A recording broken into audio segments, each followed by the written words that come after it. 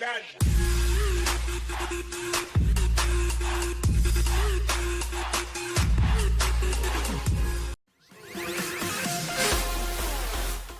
number 1, we have the Washington Redskins. The Redskins lost two of their best receivers in DeSean Jackson and Pierre Garçon. Kirk Cousins is a good quarterback, but I think he's the type of quarterback that needs good weapons around him to make him better. I think he's going to get exposed as a quarterback. He's a good game manager, but when he doesn't have the weapons around him, he's just a solid starting quarterback.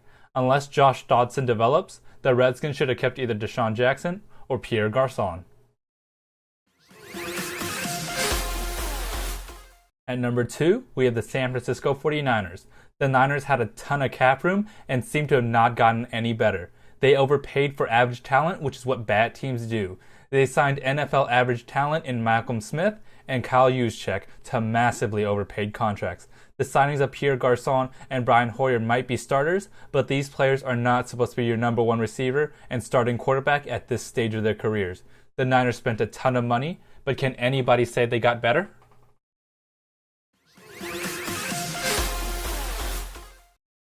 At number 3, we have the Carolina Panthers. The Panthers needed help along the offensive line to help protect Cam Newton. Then they signed Matt Kalil. The Vikings' offensive line was terrible last year, and yet they still let Kalil walk. It'd be one thing if they signed him to a low-risk, high-reward contract, but instead they signed him to a 5-year, $55 million contract with $25 million guaranteed. They grossly overpaid him. I don't think the offensive line really got any better, and that is a lot of money to find out if it will work out. At number 4, we have the Los Angeles Chargers. The Chargers have a situation that is a lot like the Panthers. They need to protect Phillip Rivers. They signed Russell Okung to a massive 5-year, $53 million deal with $23.5 guaranteed. The Broncos' offensive line was terrible last year, yet they still let Okung walk. Not only did they not add to their offensive line, they got rid of starting linemen in King Dunlap and DJ Fluker. I don't think the Chargers got any better along the offensive line and might have actually gotten worse and lost some of its depth.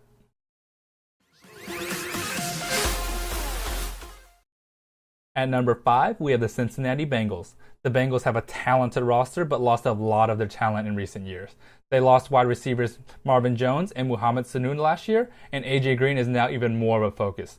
This year, they lost Kevin Zeitler and Andrew Whitworth with no foreseeable replacements. Both Zeitler and Whitworth are excellent offensive linemen and could definitely play a few more seasons. Now, not only does Andy Dalton not have as many receivers to throw to, he's going to have worse protection going into the season.